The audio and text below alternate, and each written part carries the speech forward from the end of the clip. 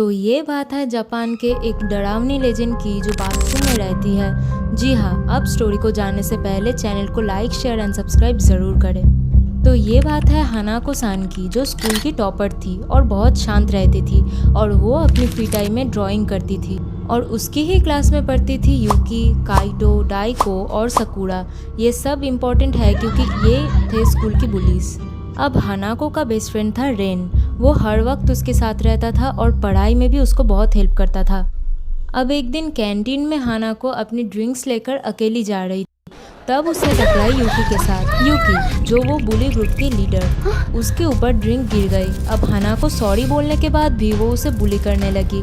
वो उसे डेयर दी और बताई, अगर तुम सच में खुद को गलत मानती हो तो अपनी स्कर्ट से मेरी शूज साफ कर दो। फिर उस टाइम में रेन आकर हानाको के हाथ पकड़ा और बताया, तुम मेरे साथ आओ यूकी, ये लो, इन पैसों से खुद के लिए ड्रिंक्स खरीद लेना और हानाको को परेशान करने की गलती मत करना। अब बात है यूकी की क्रश था रेन, तो उसे बहुत गुस्सा आई और वो अब सोच लिया कि वो हानाको को रास्ते से हटा देगी। अब दिन बीतते रहे और यूकी रेन के साथ फ्लर्टिंग करने लगी, पर हानाको को कोई डर नहीं था। वो रेन को भरोसा करती थी तब तक जब तक वो यूकी और रेन को एक साथ गार्डन में घूमती हुई नजर आई। और जब इस बात को लेकर वो रेन को पूछा टेक्स्ट करके कि तुम यूकी के साथ क्या कर रहे थे, तब रेको ने उसे कॉल किया और बताया, देखो यूकी मुझे सॉरी कहने आई थी, तो मैंने उससे समझा दिया कि मैं उससे बात नहीं करना चाहता। ये सुनकर हानाको को खुशी हुई कि यूकी अब उसे फिर नहीं सताएगी।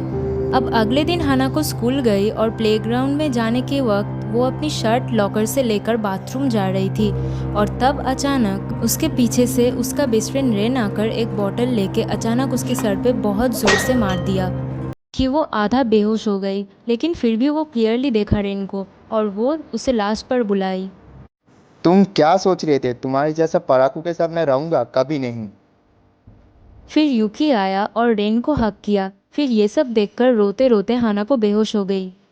फिर यूकी, रेन और बाकी सारे ग्रुप के मेंबर मिलकर उसे बहुत मारने लगी और रेन आकर उसकी गला दबाने लगा और तब तक वो डेथ के करीब आ गई थी। फिर सब उसे बाथरूम में धक्का मारते और अंदर लॉक करके चले गए। फिर 2 दिन बाद उसकी लाश मिली स्कूल में, क्योंकि सैटरडे और संडे को स्कूल छुट्टी थी और हानाको मर गई थी फ्राइडे रात को।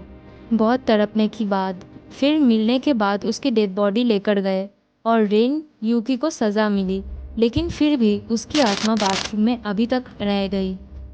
अब जब भी कोई 3 बार डोर पर नॉक करती है और उसे बुलाती है, वो उसे खींच लेती है, या तो मार देती है और नहीं तो उसे पागल बना के छोड़ती है। तो ये था हानाको सान की स्टोरी। अब आपको स्टोरी पसंद आए तो please like, share and subscribe कर दीजिए और हम फिर मिलते हैं हमारे नेक्स्ट वीडियो में। तब तक के लिए गुड बाय।